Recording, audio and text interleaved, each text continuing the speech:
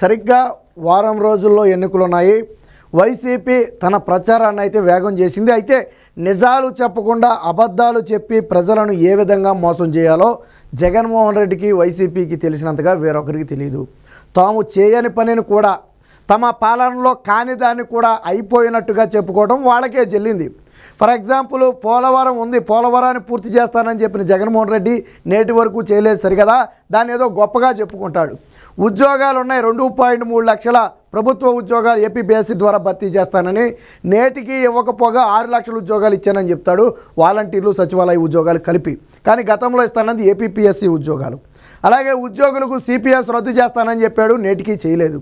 ఇలా 1 కాదు 2 కాదు అనేక అబద్ధాలతో జగన్మోహన్ రెడ్డి తన పాలన అయితే కొనసాగించారు. ఇప్పుడు మనందరం కూడా ఒక అంచనాకు రావాలి. ఎందుకంటే ఇప్పుడు మనం ఓటు వేసే సమయం ఆల్రెడీ ఆంధ్రప్రదేశ్ విడిపోయిన తర్వాత మనం పరిగణలోకి తీసుకుంటే 2014 నుంచి 19 వరకు చంద్రబాబు గారు పరిపాలించారు. 19 మధ్య నుంచి జగన్మోహన్ రెడ్డి పరిపాలన అనేది ఇప్పటి వరకు కొనసాగింది. అంటే ఆ 5 ఏళ్ల పాలన చూశారు, ఈ 5 ఏళ్ల పాలన చూశారు. ఇప్పుడు మీరు ఓటు వేసే ముందు ఆలోచించాలా. సరే 2019లో ఒక అవకాశం అంటే ఛాన్స్ కోసం ఇచ్చి ఉండొచ్చు, అయిపోయింది. మరొకసారి మనం అలాంటి తప్పు చేయకూడదు. ఇప్పుడు ఆలోచిద్దాం, ఎవరు రాష్ట్రాన్ని డెవలప్ చేశారు, అన్ని రంగాల్లో ఎవరు రాష్ట్రాన్ని ముందుకు తీసుకెళ్లారు. జగన్మోహన్ రెడ్డి చెబుతున్నట్టుగా పాసు పుస్తకాల మీద ఫోటోలు వేసుకుంటే అభివృద్ధి కాదు. జగన్మోహన్ రెడ్డి చెబుతున్నట్టుగా హెలికాప్టర్లో తిరిగేస్తే అభివృద్ధి కాదు.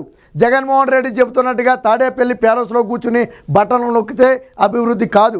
జగన్మోహన్ రెడ్డి చెబుతున్నట్టుగా ప్రతిసారి గుండెలు బాదుకుని నా నా నా అంటే అభివృద్ధి కాదు. అభివృద్ధి అనేది చేతల్లో ఉండాలి, అభివృద్ధి అనేది పరిపాలనలో ఉండాలి, అభివృద్ధి అనేది చేసి చూపించడంలో ఉండాలి. మరి ఎవరు చేశారు, ఎవరు షో చేశారు? ఇక్కడ ఒకటి వాస్తవం, ఒకళ్ళు అభివృద్ధి చేశారు, ఒకళ్ళు షో చేశారు. అది ఎవరు అభివృద్ధి చేశారు, ఎవరు షో చేశారు అనేది ఫిగర్స్ చెప్పేస్తాయి. ఇప్పుడు జగన్మోహన్ రెడ్డి అంటే తన పత్రిక ఉంది కాబట్టి విష ప్రచారం చేయొచ్చు, తన పేటీఎం బ్యాచ్ ఉంది కాబట్టి విష ప్రచారం చేయొచ్చు. బట్ లెక్కలు అనేవి కొన్ని ఉంటాయి కదా, వాటిని జగన్మోహన్ రెడ్డి మోసం చేయలేడు. సో మనం ఒక్కసారిగా అన్ని రంగాలను పరిగణలోకి తీసుకుందాం. ముందుగా రాష్ట్రానికి అత్యంత కీలకమైనటువంటి జిఎస్డిపి ఏదైతే ఉందో, అంటే రాష్ట్రం అభివృద్ధి చెందిందా, దేశం అభివృద్ధి చెందిందా లేదా అనేది మనం ఈ జీడిపి లేదా జిఎస్డిపి, రాష్ట్రానికి అయితే జిఎస్డిపి అంటాం, ఈ కంట్రీ వైజ్ చూసామంటే దాన్ని జీడిపి అంటాం.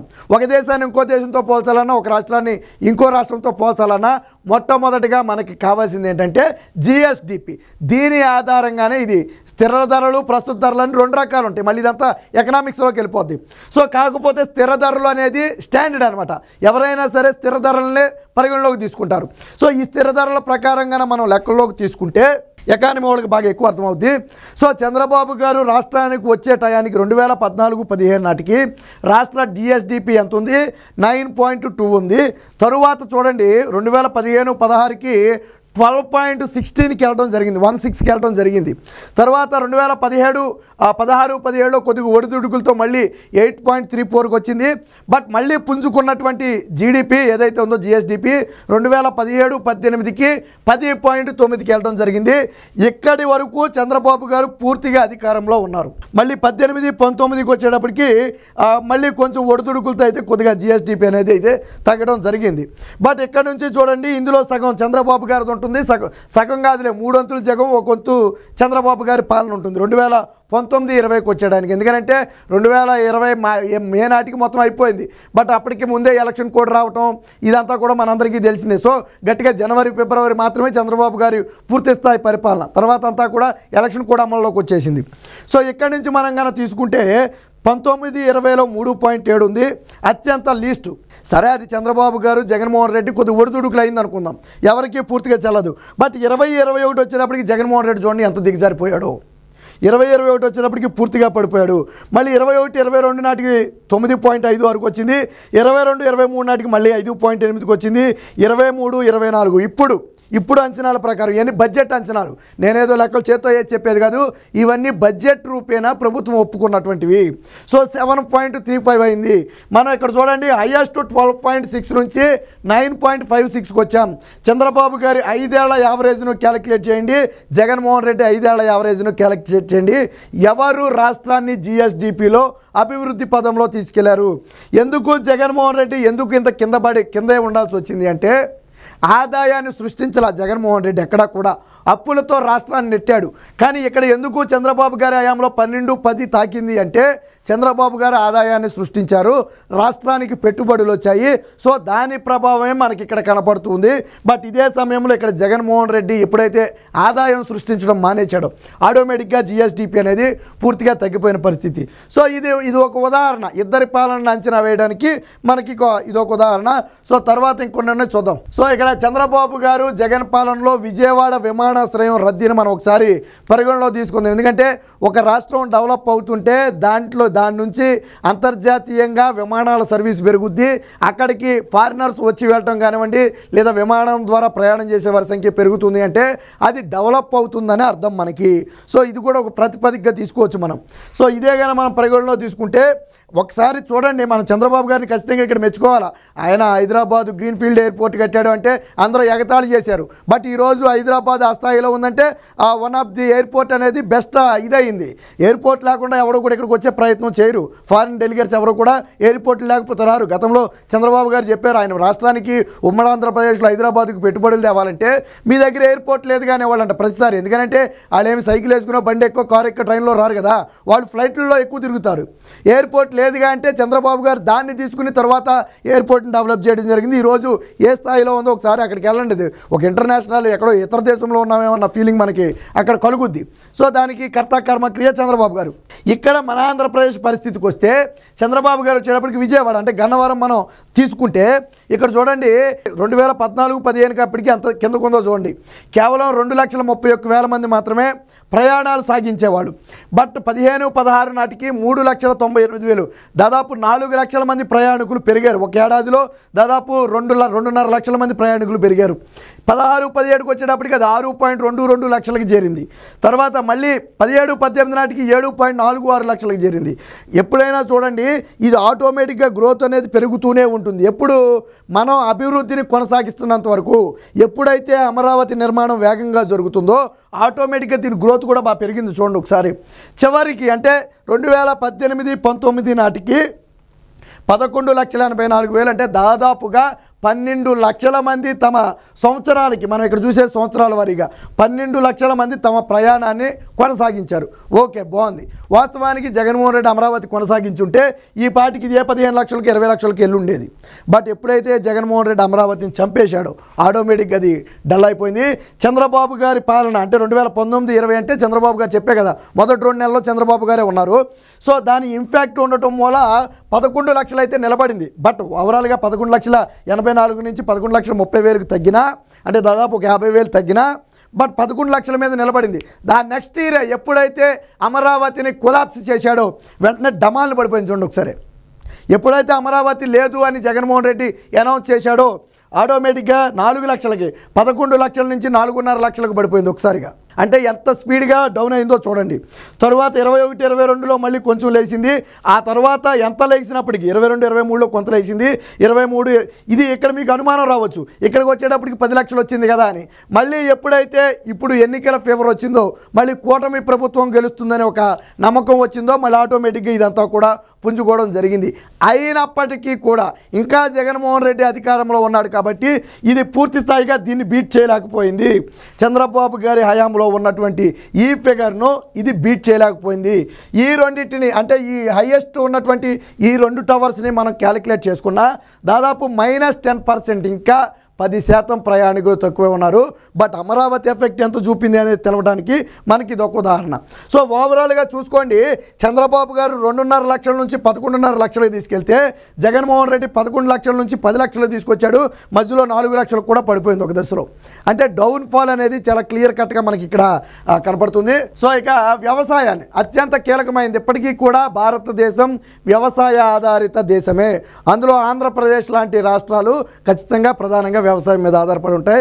ఆ దేశానికే అన్నపూర్ణగా ఆంధ్రప్రదేశ్ పేరు కూడా ఉంది. సో మరి ఇలాంటి ఆ వ్యవసాయానికి ఎవరు ఏం చేశారనేది మనం ఒకసారి ఇక్కడ పరిశీలిద్దాం. సో చంద్రబాబు గారు ముఖ్యమంత్రిగా ప్రమాణ స్వీకారం చేసినప్పుడు అంటే 2014-15 ఆయన 2014 జూన్ 8న ఆయన ప్రమాణ స్వీకారం చేయడం అంటే 2014 సగంలో ఆయన ముఖ్యమంత్రి బాధ్యతలు చేపట్టారు. ఆ టయానికి 3.5గా ఉన్నటువంటి ఈ వ్యవసాయ గ్రోత్ రేట్ ఏదైతే ఉందో, వృద్ధి రేటు అంటే గ్రోత్ రేట్ ఏదైతే ఉందో అది 3.5 ఉంది. 15-16 నాటికి 8.3కి చేరింది. 16-17 నాటికి 14.98కి చేరింది. తర్వాత 17-18 నాటికి 18.23కి చేరింది. సో ఎక్కడ మొదలయ్యాం మనం 3.5 దగ్గర మొదలు పెడితే 18.23కి పూర్తి స్థాయిలో వెళ్ళింది. అంటే దాదాపుగా 15% గ్రోత్ రేట్ అనేది చంద్రబాబు గారి మొదటి 4 ఏళ్లలో మనకు కనపడింది. ఇక ఇప్పుడు ఇక్కడికి వచ్చేద్దాం. ఇక్కడ ఏదైతే కొంత అతివృష్టి అనావృష్టిల కారణంగా కొంత గ్రోత్ రేట్ అయితే మనకి పడిపోయిందని చెప్పుకోవచ్చు. బట్ 19-20 నాటికి మళ్ళీ మొదటి 2-3 నెలలు చంద్రబాబు గారి పక్కన పెడితే మిగతాదంతా జగన్మోహన్ రెడ్డి పాలనే. 8.51, బట్ ఆ తర్వాత పూర్తిగా 1.89కి డౌన్ఫాల్ అయింది. ఆ తర్వాత 9.76 ఏదైతే 21-22 నాటికి 9.76 అయింది. తర్వాత 22-23 నాటికి 3 అయింది. 23-24 అంటే స్టిల్ ఇప్పుడు ఎంత ఉందయ్యా అంటే 1.69 ఉంది. హైయెస్ట్ మనం ఎంత చూసాము ఇక్కడ 18.23కి చంద్రబాబు గారు తీసుకెళ్తే కనీసం ఆ స్టాండర్డ్ని అన్నా మెయింటైన్ చేయలేని జగన్మోహన్ రెడ్డి ఎంతకు తీసుకొచ్చాడు ఈరోజు 1.69. అంటే చంద్రబాబు గారు ముఖ్యమంత్రి అయ్యే నాటికే ఉమ్మడి ఆంధ్రప్రదేశ్లోనే బెటర్గా ఉన్నాం మనం. చంద్రబాబు గారు ముఖ్యమంత్రి అయ్యే నాటికే బెటర్ 3.5కు ఉన్నాం. ఇప్పుడు జగన్మోహన్ రెడ్డి దగ్గర ఎంతకు వచ్చాం 1.69కు వచ్చాం. దానికి అనేక రీజన్స్ ఉన్నాయి. వాటర్ సరిగ్గా లేదు. జగన్మోహన్ రెడ్డి వచ్చిన తర్వాత ప్రకృతి కూడా సహకరించలేదు. దానికి తగ్గట్టుగా జగన్మోహన్ రెడ్డి ఏదైతే డ్రిప్ ఇరిగేషన్ లాంటి కొన్ని పథకాలు ఉంటాయో వాటి మొత్తాన్ని కూడా తీసేయడం, ఏదైతే వ్యవసాయ పనిముట్లు ఇచ్చే పథకాలు ఉన్నాయో వాటి మొత్తాన్ని తీసేయడంతో పాటు రైతులకు భరోసా కల్పించడంలో విఫలమయ్యారు. ముఖ్యంగా ధాన్యం కొనుగోలు చేస్తే సమయానికి డబ్బులు ఇవ్వకపోవటం, పంట కరెక్ట్గా అదును మీద ఉన్నప్పుడు కరెంటు కోతలు విధించడం. ముఖ్యంగా ఈ వేసవికాలం ఏప్రిల్ మే నెలలో పూర్తిగా కోతలు ఎక్కువగా ఉంటాయి. దీనివల్ల పంట దిగుబడి తగ్గిపోతుంది. మీకు చిన్న ఉదాహరణ చెప్తా. గోదావరి జిల్లాలంటేనే వరికి మారుపేరు, దేశంలోనే వరికి మారుపేరు గోదావరి జిల్లాలు. అలాంటి గోదావరి జిల్లాల్లో జగన్మోహన్ రెడ్డి దెబ్బ తట్టుకోలేక క్రాప్ హాలిడే ప్రకటించారు. ఎంటైర్ ఏపీ హిస్టరీలోనే ఉభయ గోదావరి జిల్లాలో క్రాప్ హాలిడే అంటే ఆ రైతులకు తెలియదు. మీకు దేశం మొత్తం ఏమైనా అయిపోయినామండి, ఉభయ గోదావరి జిల్లాలో మాత్రం వరి పండుద్ది. కానీ జగన్మోహన్ రెడ్డి వచ్చిన తర్వాత ఆ దెబ్బ తట్టుకోలేక క్రాప్ హాలిడే ప్రకటించారు రైతులు. అంటే మీకు ఎంత ప్రభావం పడిందో మనం ఇక్కడ అర్థం చేసుకోవచ్చు. సో అంటే ఓవరాల్గా చూడండి, జగన్మోహన్ రెడ్డి చేతిలో పెట్టింటాయనుకున్న దాన్ని కూడా కొనసాగించలేక చివరికి డౌన్ఫాల్ చేశాడు. అంటే వ్యవసాయం పూర్తిగా నిర్లక్ష్యం అయిపోయింది. ముఖ్యంగా డ్రిప్ ఇరిగేషన్ అనేది తీసేయడం కానివ్వండి, సోలార్ సిస్టమ్ ఏదైతే గతంలో సబ్సిడీ మీద సోలార్ పంపు సెట్లు ఇవ్వడం కానివ్వండి, బోర్లు ఇవ్వడం కానివ్వండి ఉందో, అలాగే జగన్మోహన్ రెడ్డి ఏదో బోర్లు తవ్వుతానని చెప్పి పథకాన్ని ప్రారంభించాడు. అక్కడక్కడ గోతులు పెట్టి వదిలేసాడు తప్ప కనీసం అందులో మోటార్లు పైపులు కూడా ఈ రోజుకి ఇవ్వాల. కొన్ని ప్రాంతాల్లో అసలు అదంటే ఏంటో కూడా తెలియదు. జగన్మోహన్ రెడ్డి దాని కాంట్రాక్టర్లకు బిల్లులు కూడా చెల్లించకపోవడంతో ఆ డ్రిల్ చేసేవాళ్ళు కూడా మధ్యలోనే వదిలేసి వెళ్ళిపోయారు. అలాగే సబ్సిడీ మీద ఏదైతే రైతులకు విత్తనాలు కానివ్వండి, ఎరువులు కానివ్వండి ఇచ్చే విధానం ఉందో అది జగన్మోహన్ రెడ్డి వచ్చిన తర్వాత పూర్తిగా నీరు గారిపోయింది. దళారుల దగ్గర ఎక్కువగా నష్టపోయారు, అప్పులు ఎక్కువ చేయాల్సి వచ్చింది. ఆర్బీకే సెంటర్లు పెట్టి 21 రోజుల్లో ధాన్యాన్ని కొనుగోలు చేసి డబ్బులు ఇస్తామని చెప్పినా ఒక పంట వేసి రెండో పంట వేసే సమయానికి కూడా డబ్బులు ఇవ్వకపోవడంతో రైతులు అప్పులు పాలైపోయారు. ఓవరాల్గా ముఖ్యంగా కరెంటు తీవ్రత ఏదైతే ఉందో 9 గంటలు ఇస్తానని చెప్పింది జగన్మోహన్ రెడ్డి తన 5 ఏళ్ల కాలంలో ఎప్పుడూ కూడా కంటిన్యూగా 9 గంటలు ఇచ్చింది లేదు. వేసవి కాలంలో మరీ 3-4 గంటలే. అది కూడా పవర్ హాలిడే, పరిశ్రమలకు పవర్ హాలిడే ప్రకటించి రైతులకు కరెంట్ ఇచ్చాడు. లాస్ట్ ఇయర్ అయితే మరీ దారుణం. రైతులందరూ సబ్ స్టేషన్ల ముందు ధర్నాలు చేశారు, మనం చూసాం. సో అంత దారుణమైన పరిస్థితులు ఉన్నాయి కాబట్టి వ్యవసాయ రంగం గ్రోత్ రేట్ అనేది పూర్తిగా తగ్గిపోయింది. సో ఇక ఫిష్ ఆక్వా ఇది కూడా ఉభయ గోదావరి జిల్లాలో ప్రధానంగా ఉండేటువంటి వ్యవస్థ మనందరికీ తెలుసు. ఇప్పుడు చంద్రబాబు గారు కూడా దీనికి కొన్ని వరాల జల్లు కూడా ప్రకటించడం జరిగింది. 14-15 రోజు వచ్చేటప్పటికి 13.5% ఉంది. చూడండి దీని వృద్ధి రేటు, ఆక్వా వృద్ధి రేటు 13.5% ఉంది. 15-16 నాటికి తుఫాను వేగంతో పైకి లేచింది. చూడండి ఒకసారికి ఎంత స్పీడ్గా లేచిందో. 13 నుంచి 38% పెరిగింది. ఆ తర్వాత కొంచెం డౌన్ఫాల్ అయినా 26% వచ్చింది. మళ్ళీ లేచి 33% వచ్చింది. సో ఇక్కడ వరకు చంద్రబాబు గారు తర్వాత మళ్ళీ కొంచెం డౌన్ఫాల్ అయ్యి 16. అంటే యావరేజ్ ఏది తీసుకున్నా కానీ 16కు మించి అయితే లేదు. వచ్చిన సంవత్సరం మినాయించి తర్వాత అంతకు మించి తగ్గల. కానీ జగన్మోహన్ రెడ్డి వచ్చిన ఏడాది చూడండి పూర్తిగా దాదాపుగా 10 నెలల్లో జగన్మోహన్ రెడ్డి పాలనే ఉంది. ఇందులో మే నెలలో ప్రమాణ స్వీకారం చేసిన అంతకుముందు ఎలక్షన్ కూడా అమల్లో ఉన్నాయి. సో 19-20 నాటికి 6.07, 20-21 నాటికి 8.11, తర్వాత 21-22 నాటికి కొద్దిగా లేచింది 17.86. మళ్ళీ చూడండి గత 2 సంవత్సరాల నుంచి స్టిల్ పడుకుంది. మళ్ళీ 22-23 నాటికి 4.87, అలాగే 23-24 నాటికి అంటే స్టిల్ ఇప్పుడు లెక్కల్లో పరిగణలో తీసుకుంటే 2.61. ఇది కూడా బడ్జెట్ అంచనాలతో మనకు వాళ్ళు చెప్పింది. అంటే మనం హైయెస్ట్ ఎంత రీచ్ అయ్యాం 38.93, అంటే నియర్లీ 39కి రీచ్ అయితే ఇక్కడ ఎంతకు వచ్చేసాం 2.5కి వచ్చేసాం, 2.5 లేదా 2.6. అంటే ఈ రంగం కూడా ఏ స్థాయిలో డౌన్ఫాల్ అయిందనేది మనకు అర్థమవుతుంది. కీలక రంగాలైనటువంటి 4 రంగాలు చూసాం.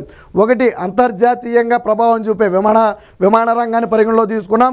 అత్యంత కీలకమైనటువంటి జిఎస్డిపిని తీసుకున్నాం. ఇక రాష్ట్రానికి ప్రధానమైనటువంటి ఆక్వా రంగాన్ని తీసుకున్నాం.